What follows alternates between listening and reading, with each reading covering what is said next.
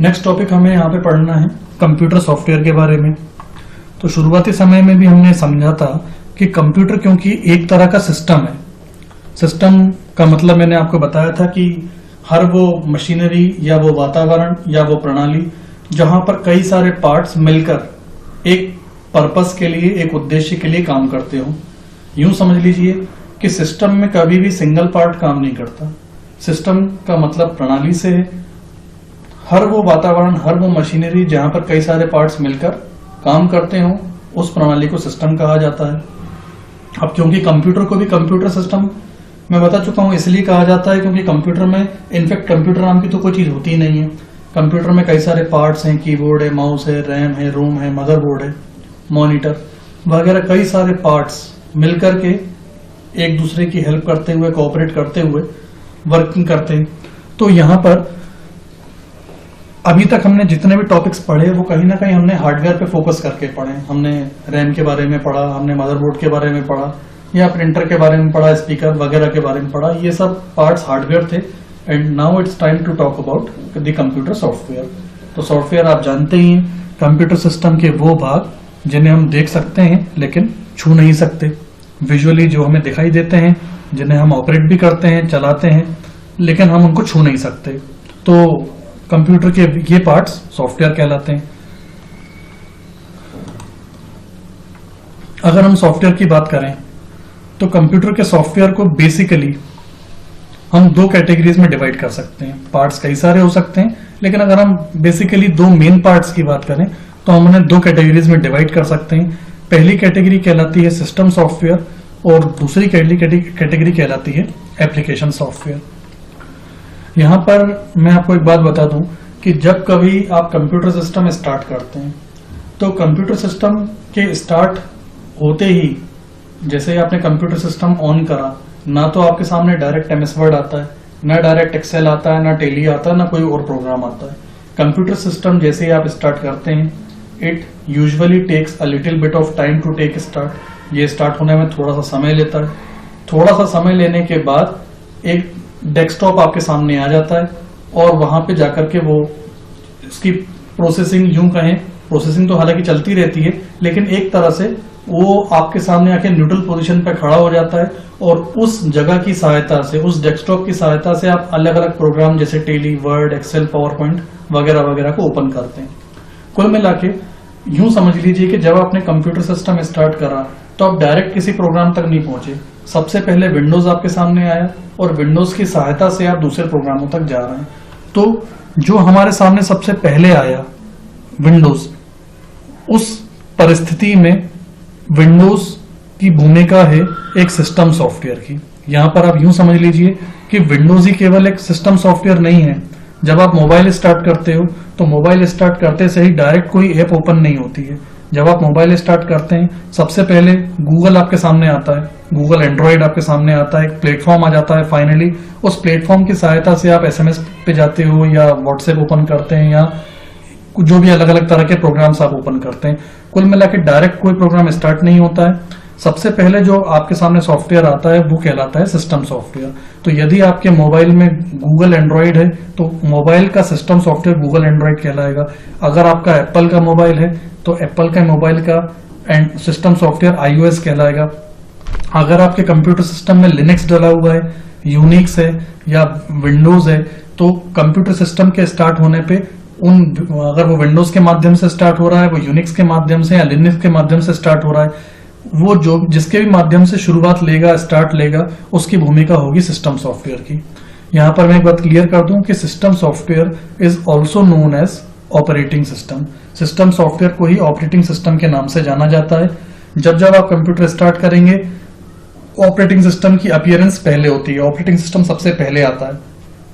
Operating system के आने के बाद अब आप जो भी प्रोग्राम स्टार्ट करेंगे, आप टेली स्टार्ट करेंगे, वर्ड, पावर पॉइंट वगैरह जो भी प्रोग्राम स्टार्ट करेंगे वो कहलाएगा अनुप्रयोग सॉफ्टवेयर। अनुप्रयोग सॉफ्टवेयर का मतलब एप्लीकेशन सॉफ्टवेयर।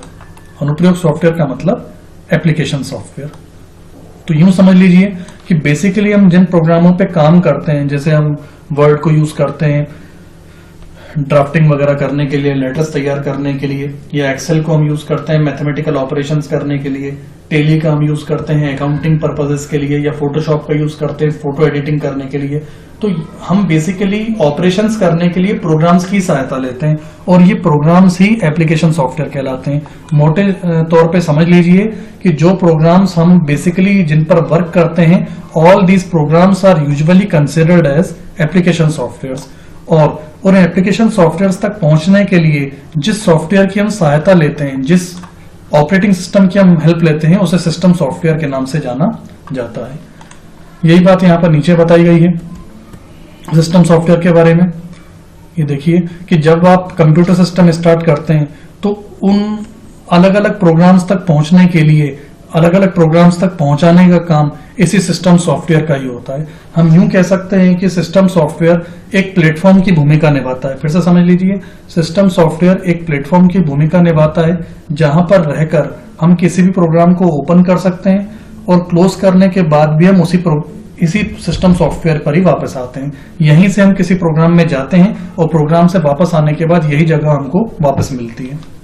अब इसे सिस्टम सॉफ्टवेयर ही क्यों बोला जाता है? तो पहली बात तो ये समझ में आपको आ चुकी होगी कि कंप्यूटर सिस्टम स्टार्ट होने के बाद सिस्टम सबसे पहले इसे ही इनिशिएट करता है किसी भी दूसरे प्रोग्राम को चलाने से पहले।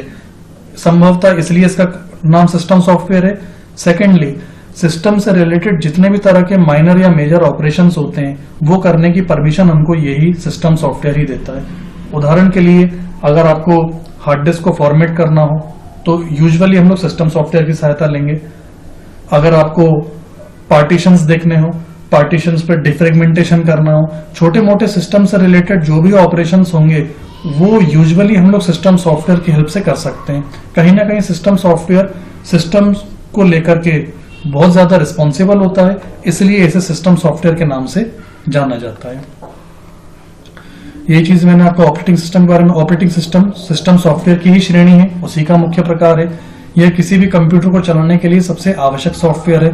यूं समझ लीजिए कि अगर हमारे कंप्यूटर सिस्टम पे फोटोशॉप नहीं होगा तो हम शायद फोटो एडिटिंग ना कर पाए। अगर हमारे सिस्टम पे टेली नहीं होगी तो शायद हम अकाउंटिंग ना कर पाए, या टेली इसका कोई काम ना कर पाए। हालांकि टेली के सब्स्टिट्यूट दूसरे सॉफ्टवेयर हैं, हम उनकी सहायता ले सकते हैं, लेकिन बात यह है कि अगर कोई सॉफ्टवेयर नहीं है तो आप उस सॉफ्टवेयर का यूज नहीं कर पाओगे। ठीक है, लेकिन सिस्टम तो चलेगा। अगर कोई एप्लीकेशन प्रोग्राम नहीं है तो हम उस एप्लीकेशन प्रोग्राम का यूज नहीं कर सकते, लेकिन सिस्टम तो चलेगा। कोरल ड्रॉ नहीं है तो हम कोरल ड्रॉ का इस्तेमाल नहीं कर सकते, लेकिन सिस्टम चलेगा। MS ऑफिस नहीं है तो हम MS ऑफिस का इस्तेमाल नहीं कर सकते, लेकिन सिस्टम तो चलेगा। लेकिन अगर हमारे कंप्यूटर में ऑपरेटिंग सिस्टम नहीं है, सिस्टम सॉफ्टवेयर नहीं है, तो आप बिलीव कीजिए सिस्टम स्टार्ट ही नहीं लेगा। तो यूं समझ लीजिए कि ऑपरेटिंग सिस्टम या सिस्टम सॉफ्टवेयर का कंप्यूटर सिस्टम में होना मैंडेटरी माना जाता है। यही बात यहां पर बताई गई है।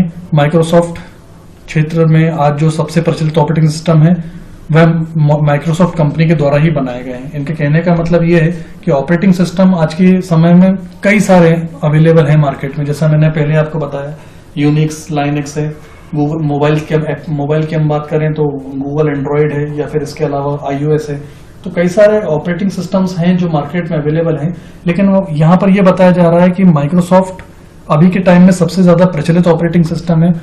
बहुत ज्यादा जगह आपको माइक्रोसॉफ्ट का ऑपरेटिंग सिस्टम ही देखने को मिलेगा। रीजन उसका ये है क्योंकि उसका यूजर फ्रेंडली एनवायरनमेंट है। यूजर फ्रेंडली एनवायरनमेंट होने के अलावा एक बात यह भी है कि इसका एक्सपोजर हमारे सामने बहुत ज्यादा हुआ है। एक्सपोजर होने का मतलब आप ऑफिस में देखते हैं आपको विंडोज दिखता है, कॉलेज में देखते हैं यूजुअली हमको विंडोज दिखाई देता है। मोस्ट ऑफ द टाइम्स हमको आसपास में विंडोज दिखाई देता है, तो उसका एक्सपोजर हमारे लिए ज्यादा है, तो हम भी कहीं ना कहीं प्रेफर करते हैं कि ठीक है हम भी विंडोज यूज करेंगे। लेकिन हमें ये बात नहीं भूलनी चाहिए कि इसके अलावा भी अन्य ऑपरेटिंग सिस्टम भी है, जैसा मैंने पहले बताया था, एंड्रॉइड हुआ या हाइको हुआ। तो ये सारे ऑपरेटिंग सिस्टम्स हैं। ऑपरेटिंग सिस्टम्स मेमोरी मैनेजमेंट का काम भी करते हैं। मेमोरी मैनेजमेंट के अलावा आपको फाइल्स या फोल्डर्स क्रिएट करने हो, और जैसा मैंने आपको बताया कि सिस्टम से रिलेटेड अलग अलग ऑपरेशंस करना बहुत ज्यादा बड़ी रिस्पॉन्सिबिलिटी इसकी है। हालांकि कई सारी एप्लीकेशन प्रोग्राम्स ऐसे हैं जिनके थ्रू हम ऑपरेटिंग सिस्टम से रिलेटेड मैनेजमेंट का काम कर सकते हैं, कंप्यूटर सिस्टम से रिलेवेंट ऑपरेशंस कर सकते हैं, लेकिन फिर भी operating system is the most responsible software which belongs to the operations of the computer system. यही सबसे ज्यादा रिस्पॉन्सिबल सॉफ्टवेयर है जो कंप्यूटर सिस्टम के मैनेजमेंट से संबंधित माना जाता है। तो अभी आपने समझ लिया कि सॉफ्टवेयर के हालांकि कई सारे प्रकार होते हैं, जिसे अभी हम आगे चल के प्रोग्रामिंग लैंग्वेज के बारे में भी पढ़ेंगे, लेकिन सबसे बेसिकली जो मुझे आपको बताना था वो ये था कि सॉफ्टवेयर में शुरुआती दो कैटेगरीज, सिस्टम सॉफ्टवेयर और दूसरी application software. Bottom line conclusion ये ध्यान रखना है कि कंप्यूटर सिस्टम स्टार्ट होने पे जो सबसे पहला सॉफ्टवेयर हमारे सामने इंटरैक्ट होगा, जो हमारे सामने आएगा, वो सिस्टम सॉफ्टवेयर होगा। और फिर उस सिस्टम सॉफ्टवेयर की सहायता से आप जो भी दूसरे प्रोग्राम्स पे जाओगे, एप्लीकेशन को ओपन करोगे, प्रोग्राम्स को ओपन करोगे, वो सारे प्रोग्राम्स एप्लीकेशन सॉफ्टवेयर कहलाते हैं।